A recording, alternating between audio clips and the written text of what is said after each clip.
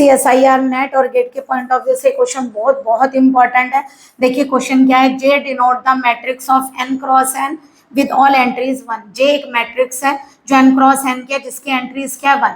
जैसे जे अगर 2 क्रॉस 2 की हुई तो जे को हम कैसे रिप्रेजेंट करेंगे 1 1 1 1। और अगर 3 क्रॉस 3 की हुई तो 3 क्रॉस 3 में ऐसे, यानी क्योंकि सारी एंट्रीज क्या है 1 है तो जे ये रिप्रेजेंटेशन है। तो हमें बताना है बी अगर 3n क्रॉस 3n की मैट्रिक्स है तो हमें बताना है, बताइए बी की रैंक कितनी होगी। सबसे पहले अगर मैं इसको शॉर्ट करने के लिए एक काम करूं, n की वैल्यू को 1 ले लूं तो बताइए जे मैट्रिक्स जो आप लोगों को जे मैट्रिक्स दी हुई है ना, मान लीजिए उसके एलिमेंट aij टाइप के हैं तो वो 1 क्रॉस 1 की हो गई। तो यानी कि कहने का मतलब n इज इक्वल टू 1, यानी कि n इज इक्वल टू 1 का मतलब उसके अंदर केवल एक ही एलिमेंट है, ठीक है, aij में एक ही एलिमेंट है और सारी एंट्री 1 है तो वो क्या होगा 1। समझ आ गया। जे की वैल्यू 1 क्रॉस 1 माने एक ही एलिमेंट है और सारी एंट्री 1 है, ये दी गई है तो इसका अंदर जे की वैल्यू क्या हो गई 1। तो जरा बताइए बी की वैल्यू क्या हो गई 0। 1 का मतलब क्या है अकेला एलिमेंट है ना, 1 लिखिए 0 1 0 और ये हो गई 1 0 0।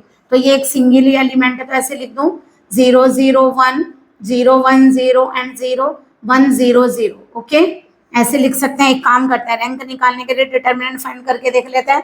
हमें ये बात पता है अगर डिटर्मिनेंट की वैल्यू 0 नहीं आती तो इसकी रैंक इसके ऑर्डर के इक्वल होगी। तो चलिए देखिए फर्स्ट रो के रेस्पेक्ट में अगर एक्सपेंड करें तो ये तो दोनों 0 या 1 के रेस्पेक्ट में एक्सपेंड करेंगे तो प्लस माइनस प्लस 1 के रेस्पेक्ट में करेंगे कितना आएगा 0 माइनस 1। आंसर आया -1 यानी नॉट इक्वल टू 0। ये दोनों हमने लिए नहीं क्योंकि 0 है ना, वो तो 0 आएगा ही है ना, तो आंसर आ गया नॉट इक्वल टू 0। इसका मतलब जो आप लोगों का ऑर्डर ऑफ बी है वो कितना है आप लोगों का 3 क्रॉस 3। इसका मतलब जो रैंक ऑफ बी हो गई वो भी कितनी आ गई आप लोगों की 3, क्योंकि ऑर्डर के इक्वल होती है। अब सबसे पहले चेक करिए आंसर।